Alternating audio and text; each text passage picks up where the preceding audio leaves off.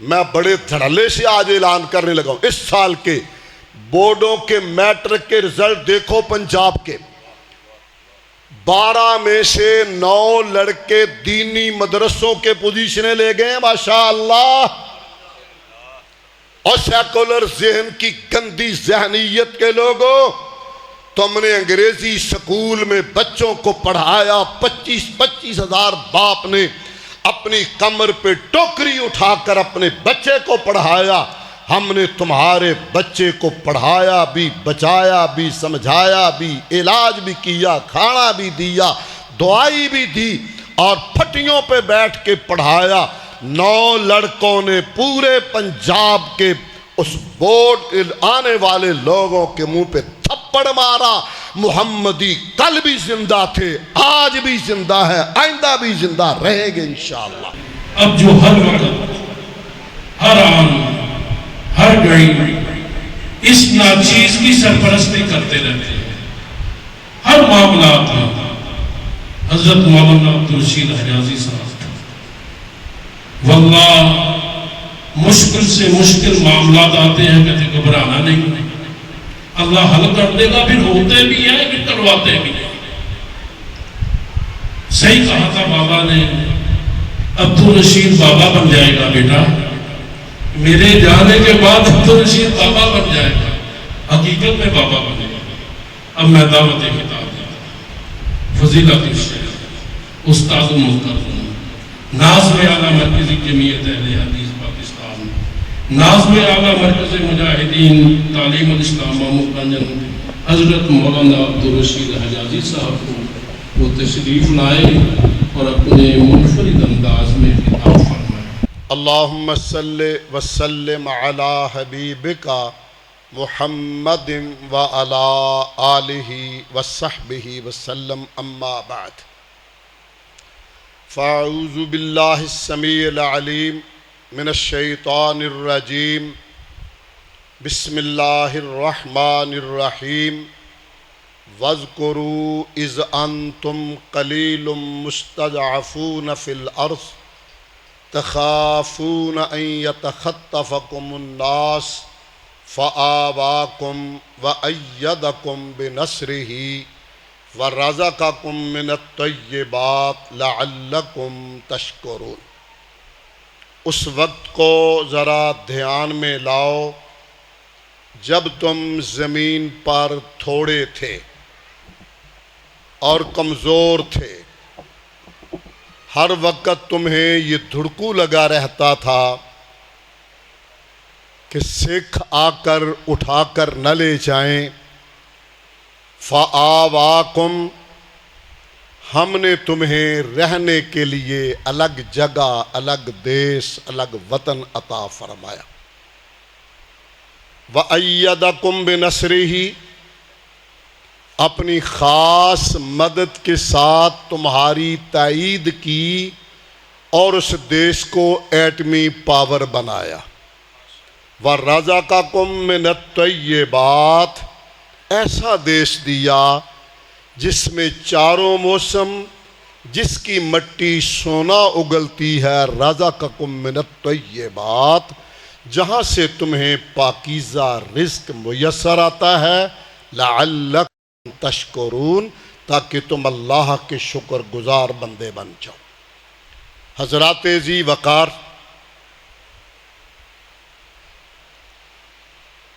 اللہ کا اپنا نظام ہے، ہماری بھی اپنی رفتار ہے۔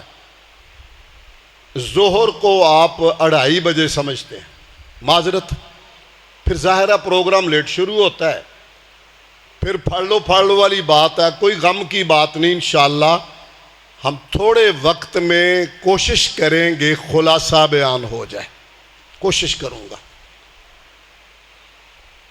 آئندہ اس پہ ذرا غور کریں گے پھر، چونکہ ہر سال یہ بات رہ جاتی ہے۔ حضرات ذی وقار، پاکستان اللہ کا بہت بڑا انعام ہے، آزادی بہت بڑی نعمت ہے، اور قومیں آزادی کے لیے ہر قسم کی قربانی دینے کو تیار ہوتی ہیں۔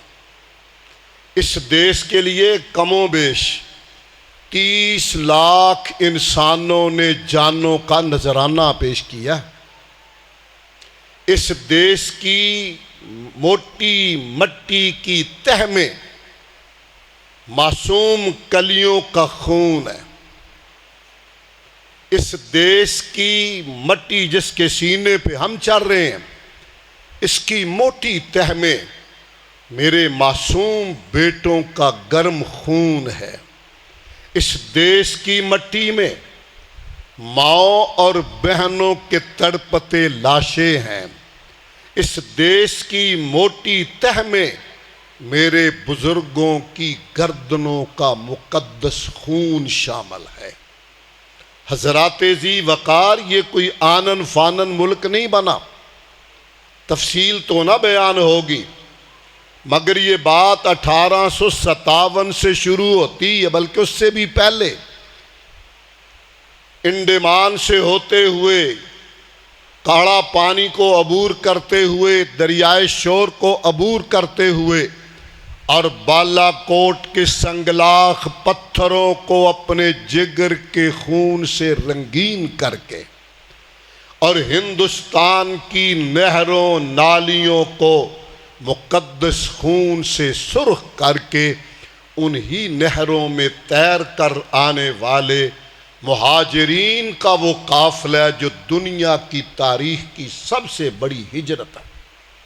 ہجرت مدینہ کے بعد یہ سب سے بڑی ہجرت ہے، اور ایسی بے مثال اور با کمال قربانیاں موجود ہیں۔ حضرات، یہاں اسلامی حکومت موجود تھی، ناخلف حکمرانوں کا دین سے دور ہونے سے انگریز تاجر کی نیت سے آیا، مسلط ہو گیا۔ پھر انگریز کے ظالمانہ رویے اور ہندوؤں کی منافقانہ چالوں نے متحدہ ہندوستان میں مسلمانوں کا جینا حرام کر دیا۔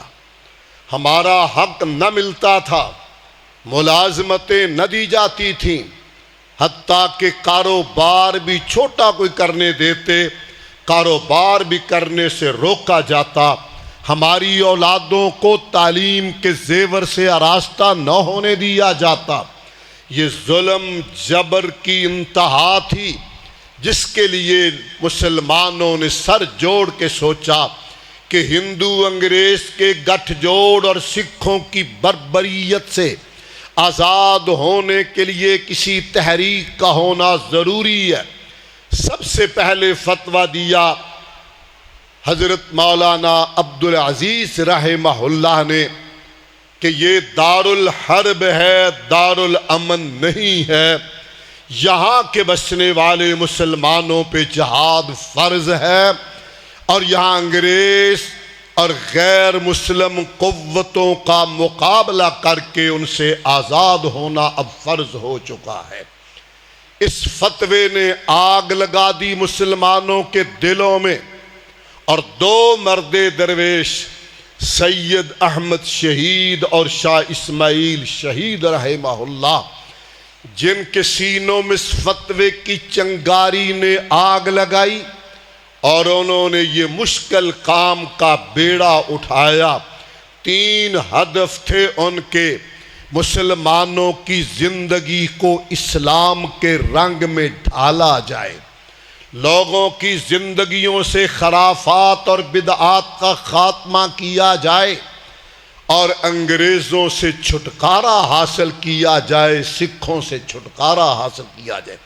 یہ 3 وہ اہداف تھے جو لے کر سید احمد شہید کے ہاتھ پہ لوگوں نے بیعت کرنا شروع کی۔ یہ ایک تاریخ اور بڑی زندہ تاریخ ہے۔ پھر وہ دن بھی آیا اور اس تاریخ نے اس طرح اپنے صحابہ کی تاریخ کو دہرایا۔ گزشتہ برس بھی میں نے کہا تھا یہاں کہ بہت بڑے مورخ مولانا غلام رسول مہر بھی مجبور ہو گئے، مولانا علی میاں سید ابو الحسن بھی مجبور ہوئے، اور ایک ہندو شاستری بھی مجبور ہوا یہ کہنے پہ کہ یہ تحریک عجب قسم کی تحریک ہے۔ جس کا رنگ ڈھنگ چال چلن گفتار کردار اور رفتار ایسے ہے جیسے 1400 سال پہلے نبی کے تربیت یافتہ صحابہ کا چال چلن تھا۔ اور مولانا مودودی کو کہنا پڑا کہ پوری تاریخ اسلامی میں سب سے بڑی اگر کوئی تحریک صحابہ سے مماثلت کرتے ہوئے خلافت راشدہ علی منہاج النبوہ کے طرز کی ہے تو وہ سیدین شہیدین کی وہ پاکیزہ تحریک ہے جس نے وطن عزیز کی بنیاد اپنے جگر کے خون سے رکھی۔ وقت مجھے اجازت نہ دے گا میں صحابی اور وہابی کا لفظ میں کیوں کہہ رہا ہوں، انگریز بدماش نے اس تحریک کا نام وہابی تحریک رکھا، باغی کے معنی میں کہ یہ سر پھرے ہوتے ہیں، آنے والے حکمرانوں کو ہلا دیتے ہیں۔ وہابی تحریک کا نام دے کے بدنام کیا گیا، کوشش کی گئی مذہبی لوگوں میں بھی اس کی نفرت پیدا کی جائے، مگر اس سے سعالت تقوی جس کی بنیاد تقوی پہ ہو اس کو دنیا کی کوئی طاقت ہلا نہیں سکتی، جس کی حفاظت رب کرے اسے کوئی مٹا نہیں سکتا۔ حضرات ذی وقار، یہ منظر بھی اس بوڑھے آسمان نے دیکھا، کائنات کے امام صلوات اللہ علیہ کے پاس صحابی حاضر ہوتا ہے میدان جہاد میں، جھولی کھجوروں سے بھری ہوئی تھی، لے کے کھا رہا تھا، عرض کیا پیارے فدا کا ابی و نفسی و کل ما عندی، ماں باپ کائنات محبوب تجھ پہ قربان جائے، شہید ہونے کے بعد جنت میں جانے میں کتنی دیر لگے گی؟ فرمایا میرے پیارے چہیتے صحابی، کھجور کا چھلکا تیرے حلق میں بعد میں اترے گا، تو جنت میں پہلے پہنچ جائے گا۔ جلدی سے جھٹکا جھولی کو، کھجوریں زمین پر پھینکی، تلوار لے کے آگے بڑھا، کہا اب کھجوریں جنت میں ہی جا کے کھاؤں گا۔ یہ نبی کا صحابی تھا بقول انگریز، اب اس تحریک سیدین شہیدین کا ایک وہابی، کھیر تیار ہو چکی ہے، بالکل پک چکی ہے، ہمارے یہاں پنجابی میں ڈوئی، اردو میں چمچ کہہ لے اس کو، وہ اس کے اندر ہے، اسلحہ پاس کھڑا ہے جو مومن کا زیور ہے۔ اتنے میں آواز آئی سکھ آمدند، سکھ آمدند، پہاڑ کی پرلی طرف سے سکھ آگے، اس کے ایک ہاتھ میں اسلحہ تھا، دوسرے ہاتھ میں وہ چاول والا چمچہ تھا کھیر والا، اسی طرح دوڑا۔ ساتھی نے آواز دی کافی میں نے کوشش کر کے ٹھنڈی کر لی، ایک دو چمچ کھیر کے لے لو، ابھی فاصلے پہ ہیں سکھ۔ کہا چھوڑ اب کھیر جنت میں ہی جا کے کھائیں گے۔ حضرات ذی وقار، اس پاکستان جو آج جس کی خوشی منائی جا رہی ہے، 2 پوائنٹ میں نے اور کہنے ہیں، یہ پاکستان پوچھئے شورش کاشمیری رحمہ اللہ سے، اس نے کہا تھا نالہ دل بوئے گل میں، کہا سنو پاکستان مسلم لیگ نے نہیں بنایا، حاصل مسلم لیگ نے کیا ہے، لفظ میرے سمجھنے ذرا، حاصل مسلم لیگ نے کیا ہے، بنایا ہے بالا کوٹ کے شہداء نے، جنہوں نے قرارداد پاکستان جگر کے خون سے لکھی ہے۔ حضرات ذی وقار، یہ وہ تحریک ہے جو وہاں 1831 کے اندر دونوں سید غازی اور بہت سارے لوگ شہید ہوئے، لوگوں نے سمجھا ناکام اور نامکمل ایجنڈا رستے میں ختم ہوا۔ مولانا نے اللہ نے توفیق دی مولانا ولایت علی خان کو، علماء صادق پور اور پٹنہ کو، انہوں نے اس جھنڈے کو پھر سے تھاما۔ انگریز کو اتنی تکلیف تھی، اس محلے کو خالی کرایا، جائیدادیں ضبط کروائیں، وہ میں اب سنا نہیں سکوں گا، امبالہ کیس کا حوالہ۔ حضرات ہوا یہ عین عید کے دن ان مجاہدین کے محلے کے مسلمانوں کے قبرستان کو ختم کیا گیا اور اس پہ بازار بنایا گیا، انتقام کی انتہا کر دی، اور ان مجاہدین کے مکانوں کو گرایا گیا، دن بھی رکھا عید کا دوہری تکلیف دینے کے لیے۔ وہ جانتا تھا جو آمنہ کے در یتیم کی غلامی میں جہاد سے سرفراز ہونے کے لیے جام شہادت کا شوق لے کے اٹھتے ہیں، اللہ کی نعمتیں ان پہ ہر وقت نچھاور ہوتی رہتی ہیں۔ امبالہ کیس میں پھانسی کی سزا ہوئی تھی مولانا یحییٰ علی کو، مولانا محمد شفیع کو، مولانا جعفر تھانیسری کو، اور رات کو کال کوٹھڑیوں میں بند کر دیا۔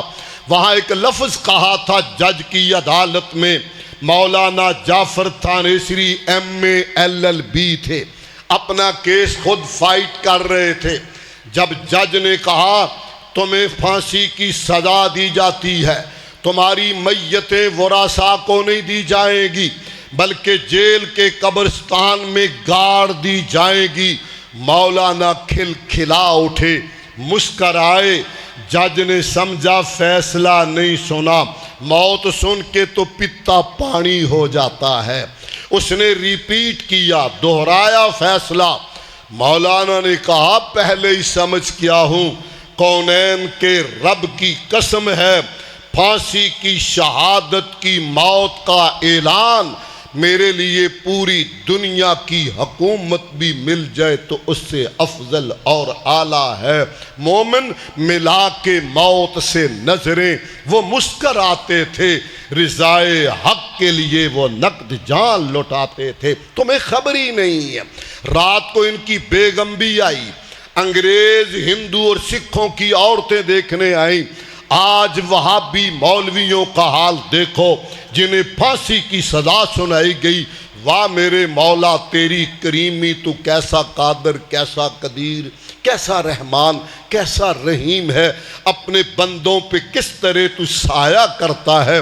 اندھیر اور کال کوٹھڑی کو رب نے اپنی رحمت کے نور سے چمکا دیا۔ یہ حضرات مسکرا رہے تھے۔ جج کی بیگم نے جا کے کہا، اور مسٹر جج کر کوئی چج بن لا چھج۔ ترجمہ سمجھے میرا؟ چج کر کیا فیصلہ کر کے آئے ہو؟ مولوی تو خوش ہے، گورنر سے رابطہ کر کے پھانسی کی سزا کو ختم کیا گیا اور عبور دریائے شور کی سزا دی گئی، اور صبح انتقام نکالنے کے لیے مولانا یحییٰ علی کی داڑھی کے تھوڑے تھوڑے بال کھینچ کر نوچے گئے۔ چونکہ جب پھانسی کی سزا سنائی تھی مولانا عدالت میں مسکرائے تھے۔ جج نے کہا موت کا سن کے مسکراتے ہو؟ کہا کعبہ کا رب گواہ اسی لیے مسکرا رہا ہوں، اور ایک بات میرے دل میں بھی ہے۔ کہا بول لو۔ کہنے لگا جج صاحب میرا عقیدہ ہے موت جج کے پاس نہیں، موت رب کے پاس ہے۔ موت جج کے پاس نہیں، موت رب کے پاس ہے۔ حضرات ابھی یہ کال کوٹھڑی ہی میں تھے کہ جج کو ہارٹ اٹیک ہوا اور وہ مارا گیا۔ سنتری جو باہر کھڑا تھا اس نے پیغام دیا جج مر گیا، اور اس کا جنازہ جانے لگا۔ مولانا کھلا کے ہنسے، کہا لگا کے۔ سنتری نے کہا مسلمان ہو، دشمن کے مرنے پہ خوشی کرتے ہو؟ دشمن مرے تے خوشی نہ کریے، سجنا بھی مر جانا، کیا کر رہے ہو؟ کہا میں دشمن کی موت پہ خوش نہیں ہو رہا، اپنے رب کی قدرت پہ خوش ہو رہا ہوں۔ میں نے عدالت میں کہا تھا رب کے لیے مشکل نہیں، میں زندہ ہوں گا تیرا جنازہ جا رہا ہوگا، میں تو رب کی قدرت پہ خوش ہوں۔ حضرات ان خون کی ندیوں کو تیر کے 26 رمضان 27ویں رات جمعۃ الوداع، چونکہ میرے ملک میں عربی تاریخوں کا رواج نہ تھا ورنہ یوم آزادی ہم 26 رمضان کو مناتے، مروج انگریزی تاریخیں ہیں اس لیے ہم 14 اگست مناتے ہیں، اصل ہماری تاریخ وہی ہے مسلمانوں کی۔ حضرات رب نے کرم فرمایا، دو تھی باتیں ایجنڈے کی، میں بات سمیٹ لیتا ہوں انشاءاللہ تفصیل آئندہ برس۔ آئیے غور کیجئے، پہلی بات میں نے عرض کی ہے، آج کچھ نام نہاد بد گندے ذہن کے لوگ سیکولر دماغ کے خود کو سکالر کہنے والے کہتے ہیں پاکستان اسلام کے لیے بنایا ہی نہیں تھا، بکواس کرتے ہیں۔ کعبہ کے رب کی قسم اگر یہ اس لیے نہ بنایا ہوتا لوگ قربانیاں نہ دیتے۔ ڈھاکہ کے اندر بانی پاکستان قائد اعظم محمد علی جناح رحمت اللہ علیہ نے خطاب کیا۔ انگریزی اچھی بول لیتے تھے، اردو ذرا کم آتی تھی۔ جس طرح ذاکر نائک پہلے انگریزی بولدا ہوں تھوڑی تھوڑی اردو بولدا۔ انگریزی میں تقریر کر دی، لوگوں نے کہا او کوئی مولوی ترجمہ کر دیو، سانو سوری نہیں لگی کی کہہ گیا۔ امام الاثر علامہ محمد ابراہیم میر سیال کوٹی رحمہ اللہ سٹیج پہ آئے، کہا میں بانی پاکستان کی تقریر کا ترجمہ مختصر ترین کروں گا جو تاریخ میں لکھا جائے گا۔ ان کی تقریر کا خلاصہ ہے پاکستان کا مطلب کیا، لا الہ الا اللہ۔ پہلی مرتبہ ڈھاکہ کے اندر امام الاثر نے یہ نعرہ لگایا، پھر پورے ہندوستان میں یہ نعرہ گونجتا رہا، پاکستان کا مطلب کیا۔ اگر یہ نعرہ نہ ہوتا لوگ قربانیاں نہ دیتے۔ حضرات کوئی شبہ نہیں، کمزوریاں تھیں، سروس نہیں مل رہی تھی، تجارت نہیں ہو رہی تھی، یہ ایجنڈا بھی تھا، مگر دوسرے نمبر پہ اصل ایجنڈا نظریہ پاکستان تھا۔ حضرات آپ میں مہاجرین کی تعداد موجود ہے، ابھی کچھ بزرگ موجود ہیں، انہیں وہ رنگ یاد ہیں، وہ درد یاد ہیں، وہ غم یاد ہیں، وہ راتیں یاد ہیں، جس طرح اپنوں سے بچھڑ کر خون کی ندیاں تیر کے اس ملک میں وہ آئے تھے۔ آج وہ میری بہن جو دریائے بیاس کے کنارے پہ جب مسلمانوں کے پھٹے ہوئے لاشیں پڑے تھے، میتیں تھیں، اور ان کو کوے اور درندے نوچ رہے تھے، مسلمان اشک بار ہوئے، دریا پار کیا، پل سے پار گئے، ایک بی بی کرہ رہی تھی، زندگی کی آخری سانسیں گن رہی تھی، یہ قریب گئے اور جا کے کہا بہن پاکستان قریب آنے والا ہے، مثل مدینہ وہ ملک ملنے والا ہے۔ زندگی ختم ہونے والی تھی، آنکھیں کھولی، اوپر دیکھا، کہا بھیا پاکستان کو میرا سلام کہہ دینا، پاکستان کو میرا سلام کہہ دینا۔ آج وہ بی بی زمین کے نیچے مجھ سے سوال کر رہی ہے، آپ سے پوچھ رہی ہے کیا وہ ملک مثل مدینہ بن گیا؟ جس طرح صنعاء سے ایک عورت زیب و زینت اور سونا پہن کے آئی، مکہ مکرمہ اور مدینہ طیبہ تک کسی غنڈے کو آنکھ اٹھانے کی اجازت نہ ہوئی، کیا حوا کی بیٹی پاکستان میں آزادانہ چل سکتی ہے؟ کعبہ کا رب گواہ میری چیخیں نکلتی ہیں، بی بی تم نے اپنے آنچل حیا عصمت عزت کے لیے سب کچھ قربان کر دیا۔ تم نے کانجلی پل پہ 70 جوان بچیوں نے چھلانگے لگا کر شہادت لے لی، میں کیا کروں؟ اس مٹی میں جس کے نیچے تمہارا خون ہے، اس پہ ہم نے ڈش انٹینا لگایا، ہم نے حیا کا نظام خراب کر دیا، مرد و عورت کی تمیز کو ختم کر دیا، کو ایجوکیشن بنایا، غیرت و حیا والا انداز بدلا، سیدہ فاطمہ کی بیٹی کو نکالا اور ڈھپے بنایا، امی عائشہ امی خدیجہ کی بیٹی کو ہم نے چوک و چراہے پہ لٹکا کر اپنے کاروبار کا اشتہار بنایا، وائے ناکامی متائے کارواں جاتا رہا، کارواں کے دل سے احساس زیاں جاتا رہا۔ حضرات بڑی مشکل سے یہ ملک ملا، مدرسے کی مناسبت سے یہ سیدین شہیدین اب نام ہے، ہمارے زمانے میں نام اور تھا، اب اسی میں ہم شامل ہیں۔ میں آپ کے سامنے عبدالرشید گجر سے عبدالرشید حجازی یہیں سے بنا، میں اس کے بنیادی طالب علم ہوں۔ جب یہاں اس زمانے میں کوئی 80 کے لگ بھگ طالب علم تھے. میں میٹرک کر کے آیا تھا, میٹرک کے بعد یہاں آیا تھا. جو بھاگ لگا تھوڑا بہت یہیں سے لگا. پھر اللہ نے کرم فرمایا کہ اللہ رب العالمین نے مہربانی فرمائی اور ماموں کانجن کا انتخاب ہو گیا. سونے پہ سہاگا ہو گیا, مگر اپنی بنیاد کو کوئی بھولا نہیں کرتا. چھتی میری بنیاد. میں گھر سے ایک مرتبہ لڑ کے آیا, پھر بھی چھتی ہی آیا تھا, ٹھکانہ یہی تھا ہمارا. تو میں اس حوالے سے کہوں گا, لوگ 25,000 30,000 فیس دیتے ہیں, انگریزی سکولوں میں پڑھاتے ہیں. میں بڑے دھڑلے سے آج اعلان کرنے لگا ہوں, اس سال کے بورڈوں کے میٹرک کے رزلٹ دیکھو. پنجاب کے 12 میں سے 9 لڑکے دینی مدرسوں کے پوزیشنیں لے گئے ہیں ماشاءاللہ. اور سیکولر ذہن کی گندی ذہنیت کے لوگوں, تم نے انگریزی سکول میں بچوں کو پڑھایا. 25 ہزار باپ نے اپنی کمر پہ ٹوکری اٹھا کر اپنے بچے کو پڑھایا. ہم نے تمہارے بچے کو پڑھایا بھی, بچایا بھی, سمجھایا بھی, علاج بھی کیا, کھانا بھی دیا, دعائی بھی دی, اور پھٹیوں پہ بیٹھ کے پڑھایا. 9 لڑکوں نے پورے پنجاب کے اس بورڈ آنے والے لوگوں کے منہ پہ تھپڑ مارا. محمدی کل بھی زندہ تھے, آج بھی زندہ ہے, آئندہ بھی زندہ رہیں گے انشاءاللہ. تعلیم کی صورتحال تو یہ ہے. اور دوسرا معاملہ, آئیے ایک بار پھر, چونکہ میرا ایسٹیمیٹ تھا 30 منٹ کا, 1 منٹ اوپر لے گیا ہوں, اس کی معذرت. حضرات, آج پھر ضرورت ہے, نامکمل ایجنڈا ہے.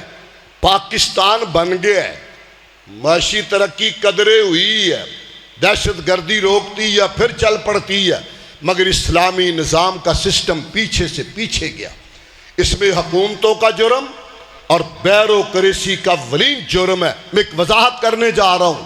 آج اس پروگرام میں آپ کو شاید اندازہ نہیں, میرے نزدیک اس پروگرام کی کتنی اہمیت ہے. 14 اگست ہے اور میں جماعت کا ذمہ دار ہوں پاکستان کا. بہت جگہ پہ مجھ پہ پریشر تھا, ہم نے اشتہار چھاپ دیا جی آئیں.